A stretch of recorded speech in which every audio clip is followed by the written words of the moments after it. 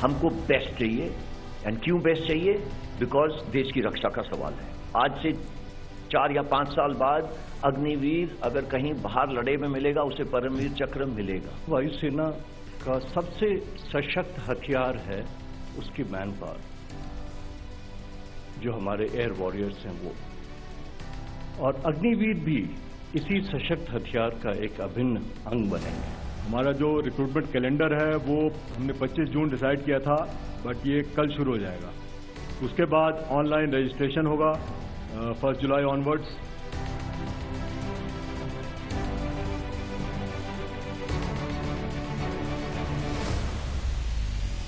भारत में सैन्य सुधारों को लेकर एक लंबे समय से दरकार थी, लेकिन चीजें टलती हुई चली आ रही थी।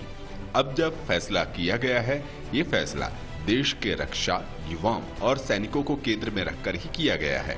हायर डिफेंस रिफॉर्म की जरूरत है, जिसके अंदर आईडीएस क्रिएट करा गया। उसके बाद इंटीग्रेशन जॉइंटनेस की जरूरत थी, एक डिफेंस इंटेलिजेंस एजेंसी की जरूरत थी। फिर टीथ टू टेल रेशियो, जो आगे लड़ने वाले जवान हैं और जो पीछे उनको सपोर्ट करने वाले जवान हैं, उनकी रेशियो ठीक करनी चाहिए। फिर मॉडर्नाइजेशन की जरूरत थी। ये सब कमिटीज ने ये सब पॉइंट्स बनाए और ये सब हो रहा है। ये सभी सुधार एक लंबे अध्ययन और अलग अलग देशों में प्रचलित सैन्य भर्ती प्रक्रियाओं को देखते हुए किए गए हैं। इन सभी सुधारों की खास बात ये है कि ये भारतीय चुनौतियों और जरूरतों को देखकर ही किए जा रहे हैं।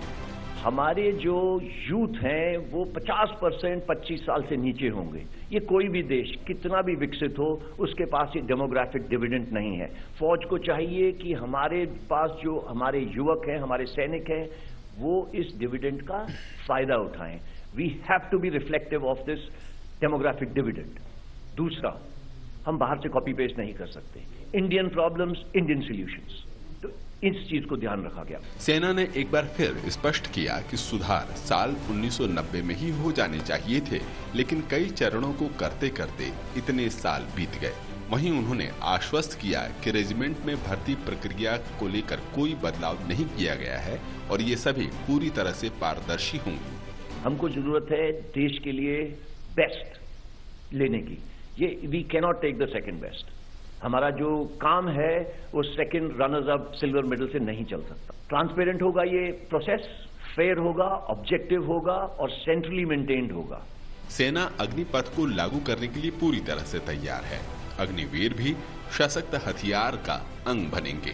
उधर राष्ट्रीय सुरक्षा सलाहकार ने एक निजी समाचार एजेंसी को दिए गए साक्षात्कार में बताया कि भारत के चारों तरफ माहौल बदल रहा है और आने वाला समय तकनीक का नए युद्ध कौशल का होगा। The whole world is undergoing a great change. The wars are changing their complexion.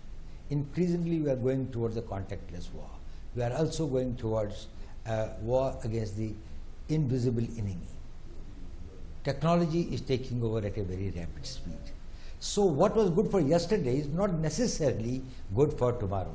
जो हम कल कर रहे थे वही भविष्य में भी करते रहें तो हम सुरक्षित रहेंगे, ये संभव नहीं है। यदि हमें कल की तैयारी करनी है तो हमें परिवर्तित होना पड़ेगा। आवश्यक इसलिए था कि ये सारी का सारा जो एनवायरनमेंट है भारत के चारों तरफ सारे संसार के अंदर में वो बदल रहा है। राष्ट्रीय सुरक्षा सलाहकार सहित सैन्य बलों ने भी अपनी संयुक्त प्रेस वार्ता में युवाओं को देश सेवा के लिए प्रेरित किया। उन्होंने बताया कि भारतीय सेना परंपरा से नौकरी करने का जरिया भर ही नहीं है, बल्कि सेना देश सेवा, उच्च कौशल और मातृभूमि की रक्षा करने के लिए जानी जाती है।